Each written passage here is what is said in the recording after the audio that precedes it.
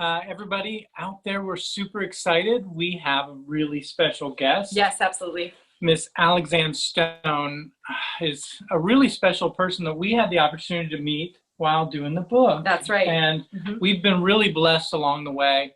And we've talked about it by doing this process. And some of the reason we're here is through difficult times. But we have met some of the most amazing people during this journey. And Alexanne, really multifaceted people. Yeah, it blows me away. Yeah, live multiple lifetimes in one life, and they're only halfway through their life. You know, we're so blessed to be able to experience that kind of dynamic energy for sure. And Alexanne is one of them. She's got great energy. I can't wait to get started because she really does seem to be too young to have experienced this many things. But that leads me, Alexanne. Thank you for joining us on the show. We really appreciate that. How are you? I'm excellent. Thank you. I'm so excited to be here. I'm so honored to be here with just knowing the work that you guys are doing. It's so important. Yeah. Oh, thank you. It's super humbling to hear that from you. Yeah, so we're reading your bio before we get started. You know, we feel like we've gotten to know you a little bit over the last little bit while you're helping us. And it's so impressive. And I'm reading this and it says, you know, I cut my teeth selling Apple computers in the early days of Silicon Valley, and it just goes on and on. And I could talk about that, but I think I'm just going to ask you, Alexanne, can you tell us a little bit, the viewers, a little bit about yourself and how you got here and where have you been? Sure. Well, I like I said, cut my teeth in the early days in selling Apple computers, and climbed my way up that corporate ladder in Silicon Valley, all the way to vice president of international sales for a software firm in Santa Clara. And after that, my parents got diagnosed with cancer. So I ended up going to Grand Rapids, Michigan to be with them during their final years. And while I was there, I was the executive director of a nonprofit under the Office of the Surgeon General and Homeland Security, where we trained medical professionals to respond to things like 9/11, Katrina, school shootings, all of those kinds of things. That was like one of my most favorite of all time things that I ever did. And then after that, I kind of kicked around a little bit and ended up in Reno, Nevada 10 plus years ago, when I have a friend of mine who said, hey, I got 3 rooms in my house. Why don't you come over here, hang out in Reno for a while, see how you like it. And, you know, obviously 10 years later, I really love it here. But back in the days in Silicon Valley, I think, and I think that's part of what we're talking about, I had some really serious PTSD. And during the course of that time, I ended up in neuro-linguistic programming as part of a treatment for it, and just went, wow, I have no idea what this is, but I want it. And so I became a trainer in neuro-linguistic programming, and that's been over 27 years. I do know some people who've gone through training for it, and it's changed their life, and it's also changed lives of many people around them, because they just have a level of awareness that is taught to them that they didn't know existed, you know? So can you maybe go deeper into what NLP can actually do for you? Sure. It's just basically the study of the neurology of your language, the linguistic piece, the neurology of your brain, how your brain is wired, and how the two come together in creating patterns and habits that you have, and how you can actually rewire those habits and patterns in just the fastest amount of time. But we talk about NLP in our book quite a bit, and we obviously talk about how it can help people with PTSD or people that have gone through trauma. So the question is, you know, from your point of view as someone that's licensed NLP, you know, how can it help people with PTSD, with trauma? How can it help? It helps just basically. NLP is the study of the neurology of how your brain works, just how the brain works, how your patterns are wired, and how you repeat the same pattern over and over again at the unconscious level. And it really dives deep depending upon what intervention techniques you use. The thing about it that's so amazing for trauma is that you can rewire that neurology without someone ever going into the details of what's gone on in their life. So I tripped on it through having gone through therapy for PTSD. And then I went through hypnotherapy for PTSD, and the hypnotherapist finally just said, you need to do NLP. So I had no idea what it was. And I went to a woman who did some NLP with me. She spent 3 hours. That 3 hours changed my life overnight. And I went back for 3 more hours the next day.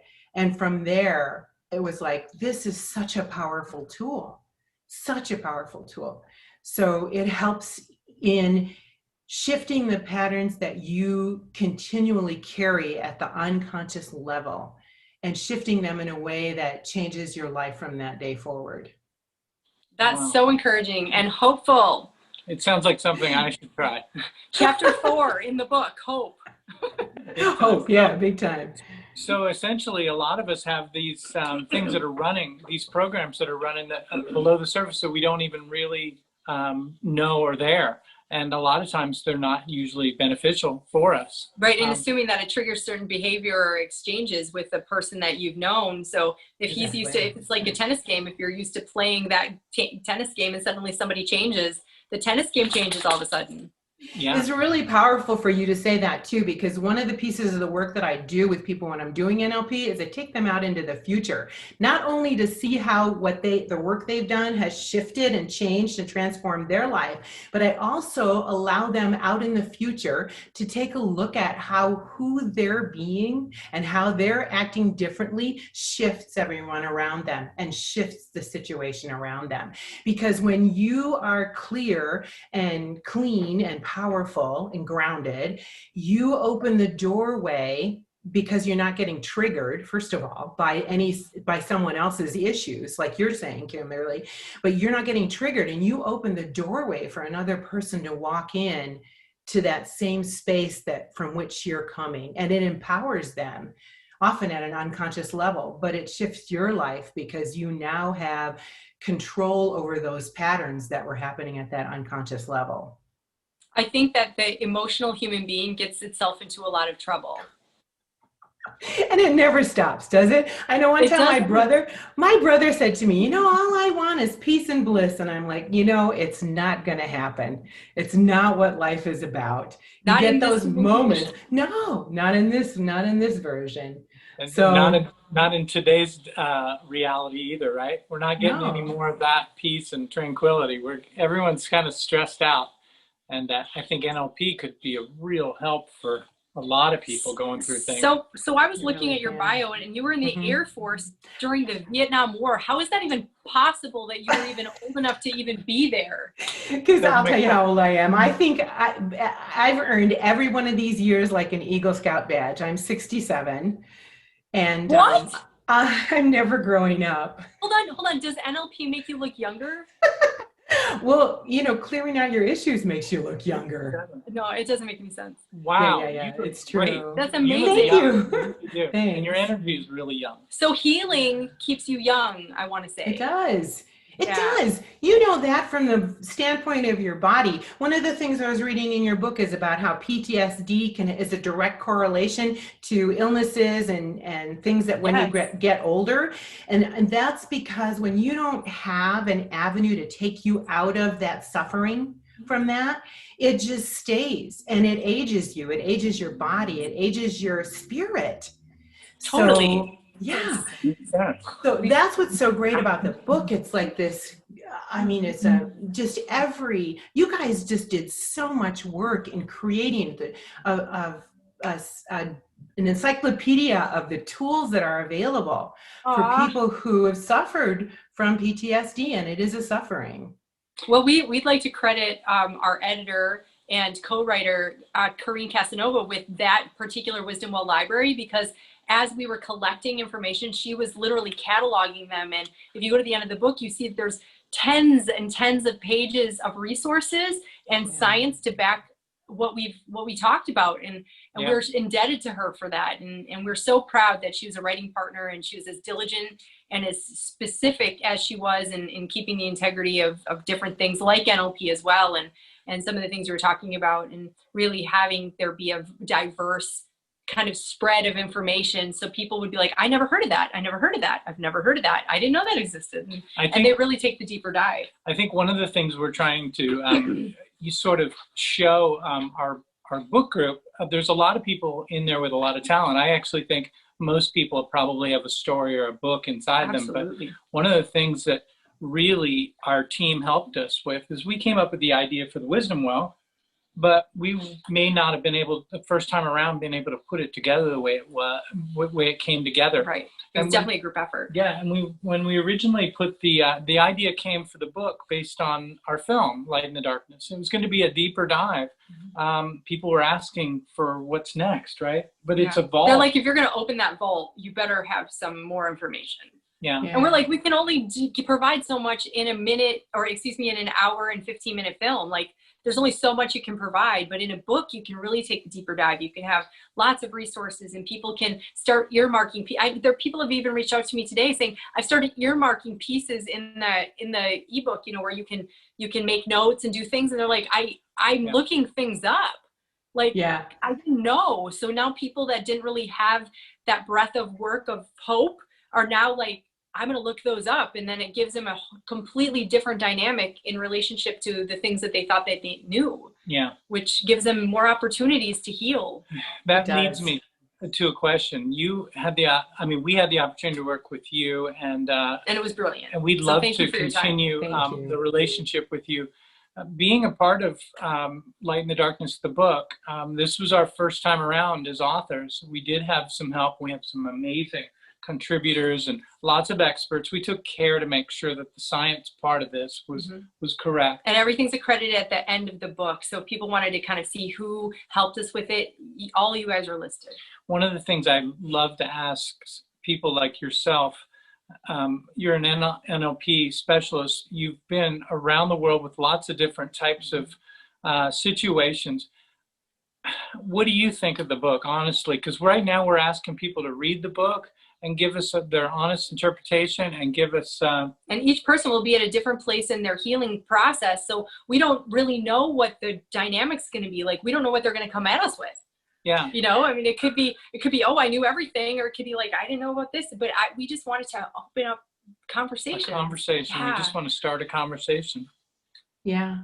The first thing I think that impressed me was the heartfelt authenticity of the book. You guys shared depths, opened up to who you are and what you've gone through, which is, and it wasn't sugar-coated. So the book is, you know, depending upon who you are and what happens when you're reading it, it's going to move you through emotions.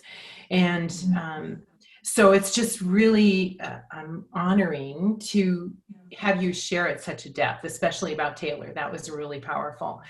It was really hard, but felt like so necessary. There's so many people going through loss right now, and almost like 1 out of 2 people are going to experience some kind of post-traumatic symptom from losing someone they love, and they don't know that. So now if they know that, how can we help? How can we help ourselves? And being able to talk about it, I think, has probably been the biggest gift. If we wouldn't have had this purpose, I'm not sure what would have happened. But I also want other people to take note of that like, trauma is so hard. The loss of a loved one it's unbelievable. But if you can make a choice to try to find purpose in your life and not allow that other life or that trauma to take away from you, take away your life, and you carry them forward, like they're part of you forward, and have it give you the energy to break through the fear that is the unknown, right? And that's what we've chosen to do, and I hope other people see that you can. And we've met people that have 10 years after losing someone, still they've become hermits, and it's gotten worse and worse because they've somehow tied their value to that other life. And we know in the case of Taylor especially that's not what he would want. We still have hard days, make no mistake. There are hard days. Yesterday was a hard day, but it's still the energy to propel that it's just one day. And we found tools that help us move through the energy of the day, which have become really therapeutic, and NLP actually is one of them. So as a trainer, an NLP trainer, can you give us just maybe a high level of some hope that we could get through NLP? And then maybe, hopefully, you'll provide your contact information so if people want to learn more about it, they can. Yeah, I'll give you that. Okay, so I don't know what I'm not sure what the question is. High hope of NLP. you know, I just can tell you, No, like, I you have got this, I'm going to just tell you the story about one client that I have who I absolutely adore. It's an 88-year-old man. And listen, this guy he's the real deal. He's 88. He's going to live to 112. That's his declaration. And he trekked the Himalayas at 84 he's That's amazing. awesome. But here's what happened is he had a lot of grief, and he's given me permission to talk about this, over guilt of the death of his wife. And he had made her a promise that he would never put her in a nursing home. And because of her condition, he broke that promise and he put her in a nursing home. And he was just in so much grief. And he went through NLP. He went through practitioner training with me, and he went through several one-on-one sessions. You don't usually have to do that much, but he really loved the NLP, so he wanted to learn it. He's never stops learning. One of the times during that NLP session, he dealt with that grief, his personal grief of having broken the promise to his wife. And he came out of that NLP session a new man. He started a new business. He has a website. He does handwriting analysis and palm reading. And he's a PhD mathematician, by the way, who worked on the space program. And so, then he is now on his 5th children's book. Wow, Yeah, that's awesome. And it's been in 1 year. Really? So that's because he was allowed to kind of see where his blockages were and release them, and then all this new creative energy comes out. Flew out of him? Exactly. Really? Exactly. That's amazing. And it's so amazing. And it happened in less than 1 hour. When he dealt with that one issue. It was like, okay, here we go. And I never know what's going to happen. I never know. And the piece about NLP that's so incredibly empowering, it's not about me. It's about you. It's about you in your world. So you're so trained in NLP to be linguistically aware. So you're trained not to install your beliefs into another person. You're trained to work in their model of the world, whatever that is. If you believe that this is the only life, that's great. If you believe there are past lives, that's great. If you believe your memories are passed down through the genes of your ancestors, that's where we work. I've worked with people who have discovered their purpose in between incarnations.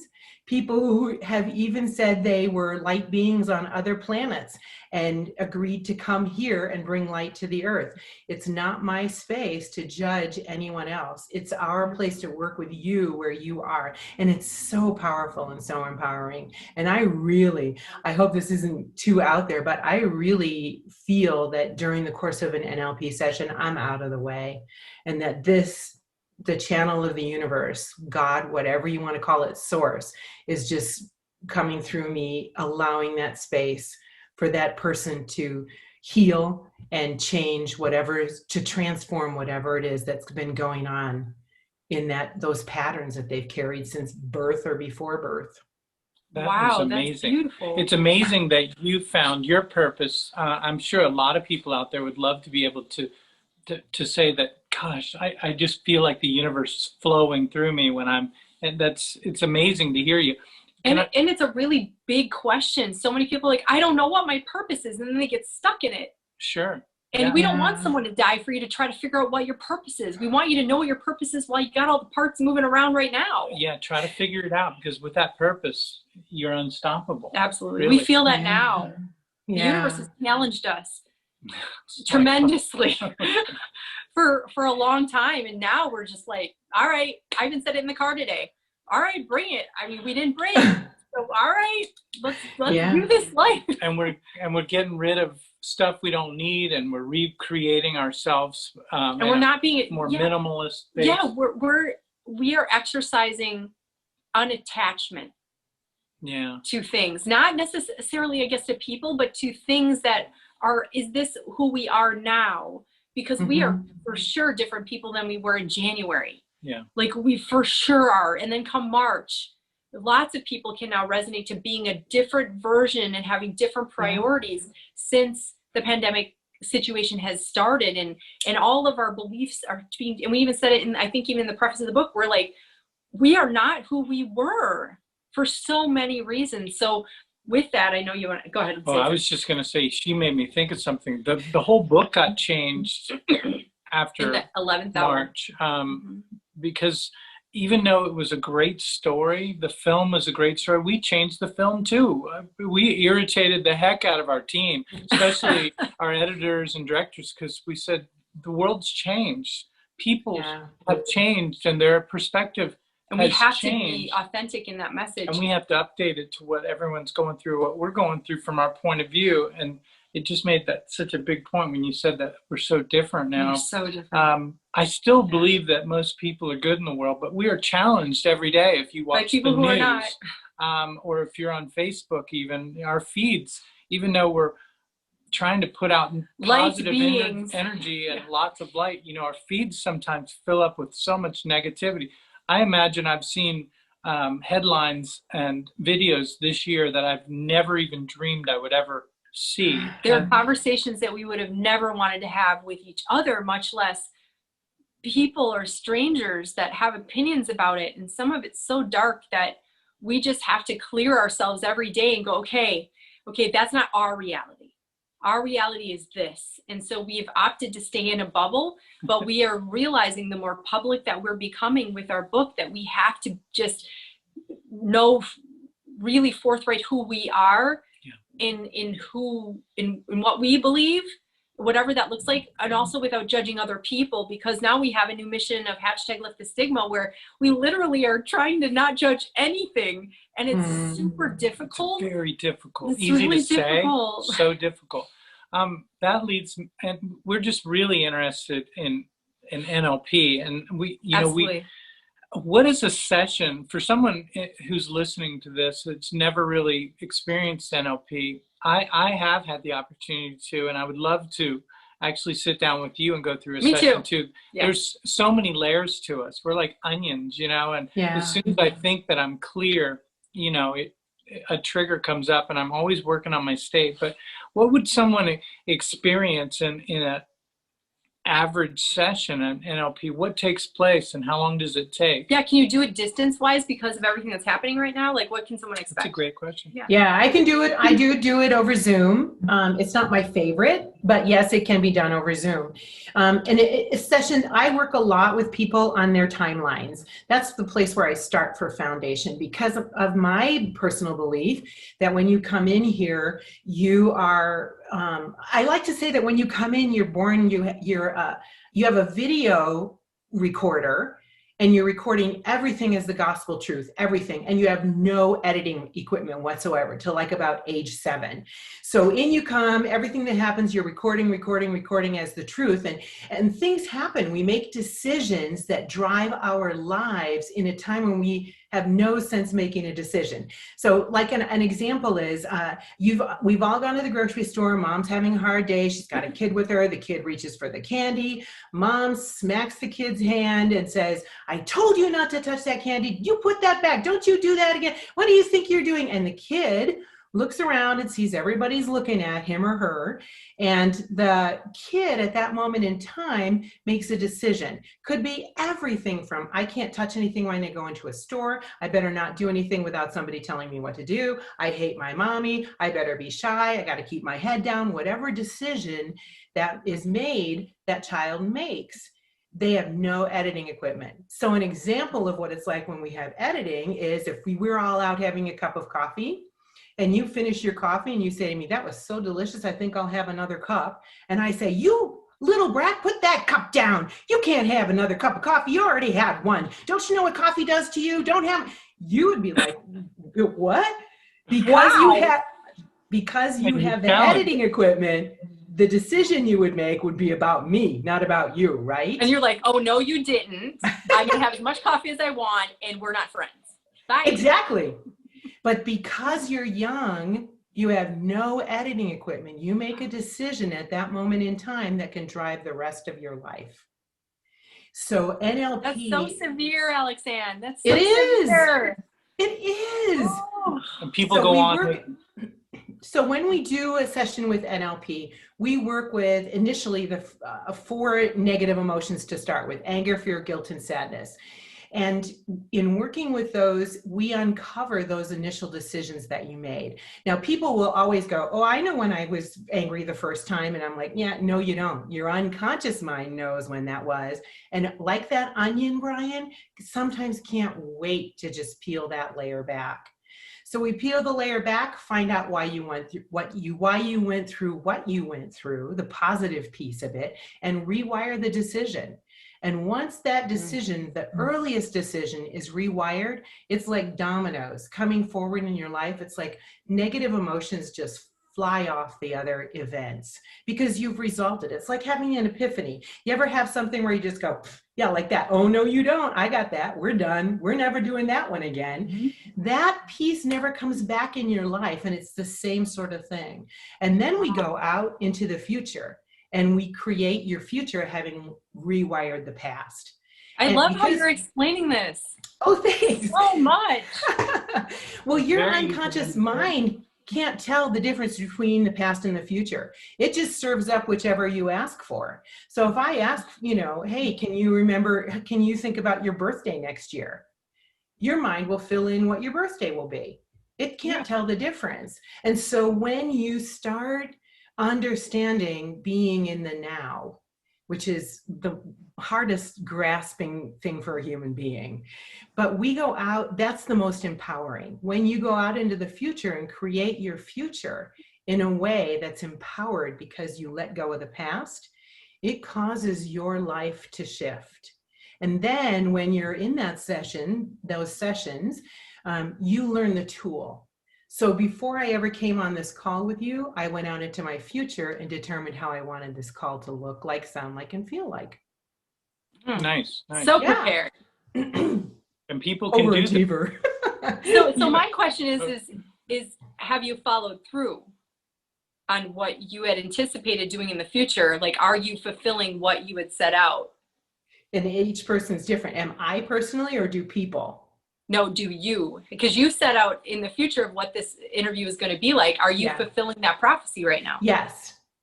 Okay. Is that part of the process? If you were to create, I did a recording where I talked about the fact that now that I've been through some therapy, I realized that things happened to me, during my life, and some of which I didn't remember. Mm-hmm. And gosh, isn't it amazing that I've made all these life decisions through this lens of what happened to me when I was sick. That was a great video. And it's that, but I've never practiced that.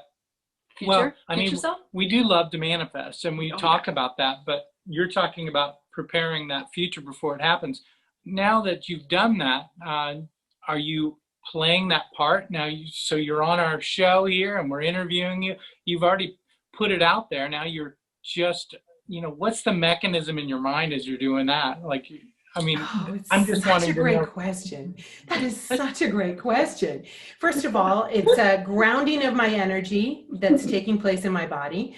And this is really powerful because life will throw things at you. You can choose what you think you want in your future. I want it to go this way. I want it to go that way.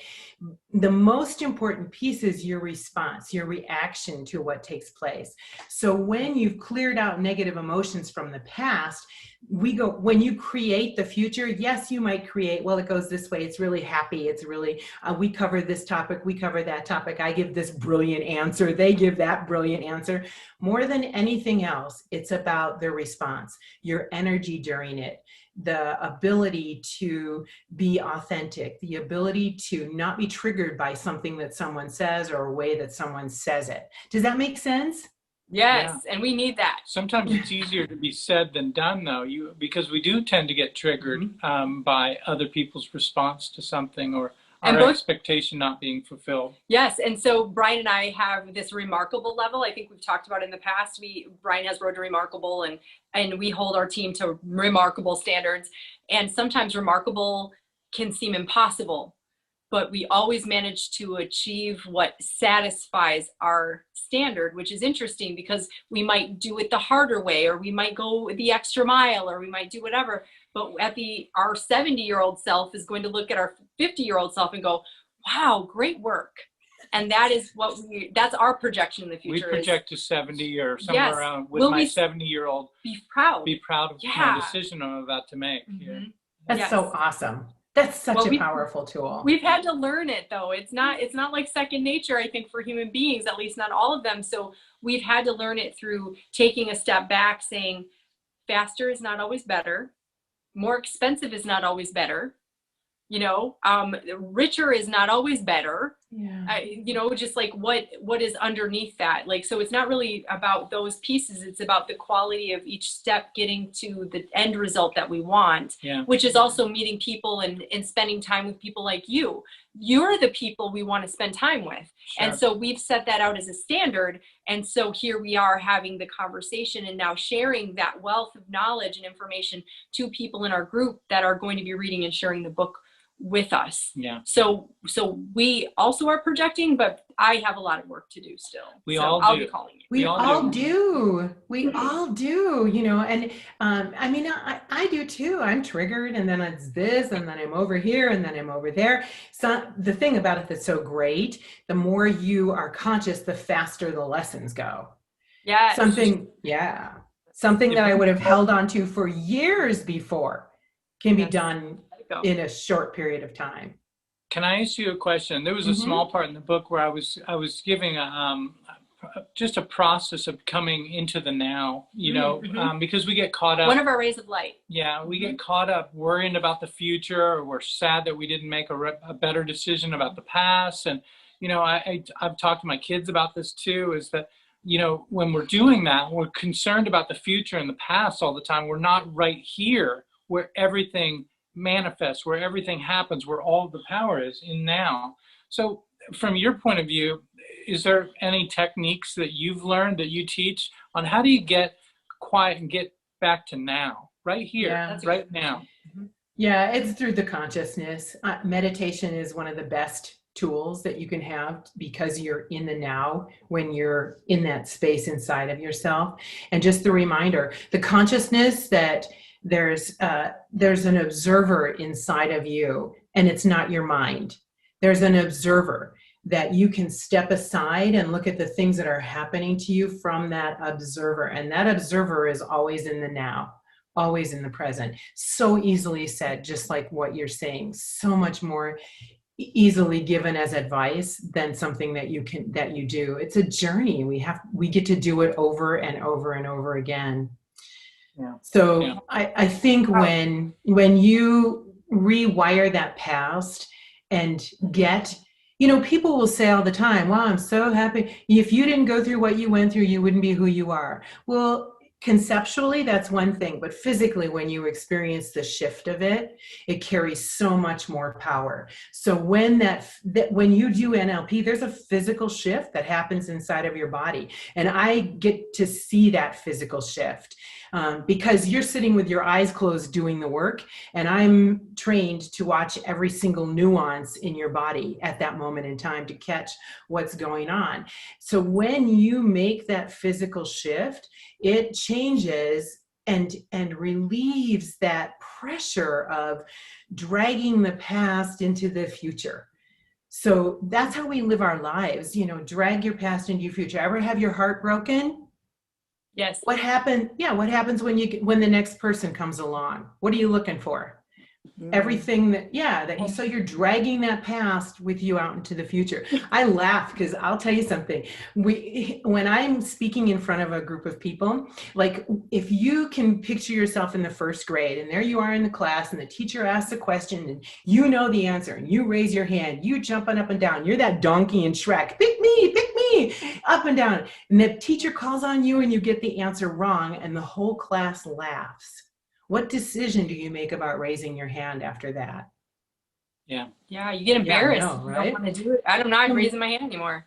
Completely. So there I am on stage speaking in front of a few hundred people, and I'll ask a question and I'll say, show of hands, how many of you, whatever, and I'll see this. Aw, judgment. Why? Because everybody's in the first grade. They all had the same experience. And what are they doing? Dragging that past out into the future with them. Gosh, what a great thing to clear in a group of a couple hundred people. Yeah. It is. It's really powerful. It's really powerful. And they laugh. They have to laugh. That's awesome. So we would probably talk to you for hours. And we will And continue to do that. whoever's watching this is going to be fascinated by it. So we're actually going to put your contact information or your website, if that's okay. There's probably a contact you on it.